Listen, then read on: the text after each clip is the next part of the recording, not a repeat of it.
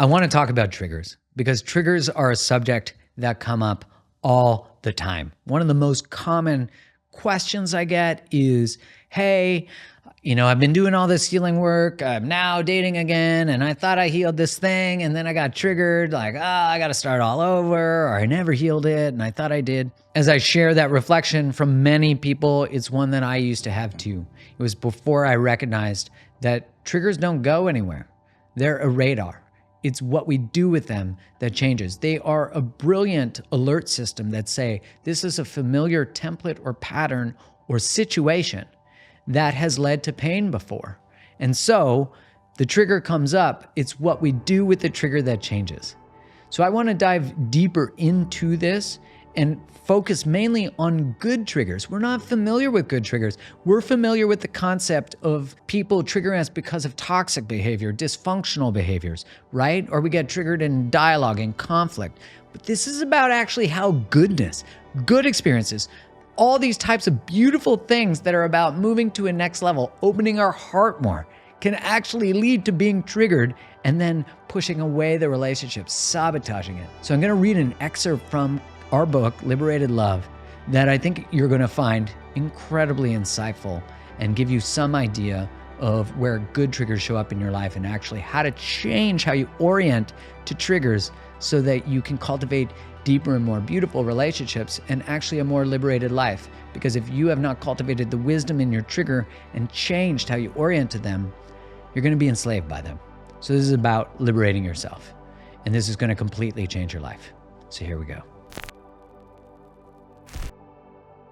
As someone who deeply values meditation as a daily practice, I've come to understand its transformative impact on mental clarity and emotional well-being. You might remember my episode with Young Pueblo, where we discussed the practice of meditation as a way to rest in groundlessness and cultivate the capacity to respond to life's ever-changing nature. Being with the unknown in life is usually where our minds can mess with us the most. Fear could take the wheel and have us stuck in the survival states and or in the inertia. This is where meditation has personally served me as a powerful tool and guide. It helps me cultivate present moment awareness, strengthens my resilience, and improves my cognitive flexibility, all supporting my mental well-being in the face of uncertainty. One of my favorite places to ground in the practice of meditation is the Open app. They are currently offering a new 14-day series specifically designed to quiet and refresh the mind, called the Mental Detox. This detox offers diverse techniques that connect science and spirituality and will guide you through a journey of focus, regulation, activation, and breakthrough to comprehensively address your mental and emotional wellness. Join me this May for Open's The Mental Detox series to refresh your mind and alleviate your well-being. You can get 30 days free of Open by visiting withopen.com/createthelove. Again, you get 30 days free by visiting withopen.com/createthelove. So good experiences, such as vulnerability, being intimate, sharing a need, going after what we desire, and being seen can activate our nervous system. If we're not used to being seen or being vulnerable in our relationships, these experiences might, at first, feel overwhelming to us. It's normal for our system to code closeness as unsafe. So as we open up again, we have to be mindful that although we've walked this relational path before, this time we're packing some new skills so we can change where the story goes.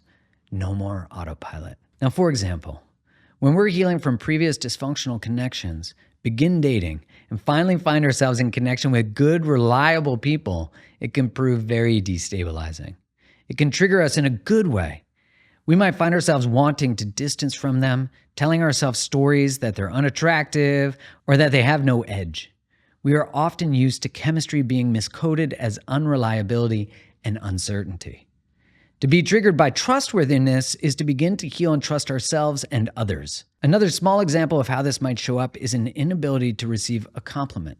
So we deflect, minimize, or criticize ourselves to deal with the discomfort and dissonance we feel. When our system becomes overwhelmed by the good, or we don't yet trust it, we will unconsciously focus on the negative, keeping us stuck in our sadness and our wounds.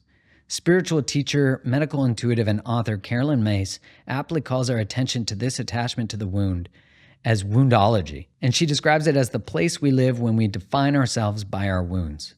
So often we get stuck in the eye of the wound. Not because we wish to deny ourselves goodness, but because we fear what happens on the other side if we do. We fear what might happen because of what did happen in the past. It's a vulnerable journey to open, release, trust, and receive where we never have. Let's take this a step further and shine a light on the brighter side of our wounds, the gold that lives in the muck for us all. The path to our liberation is in the wisdom that dwells in the wound. Until we consciously turn towards relationships and connection, our wounds are something that we build relationship patterns around, protecting and preserving.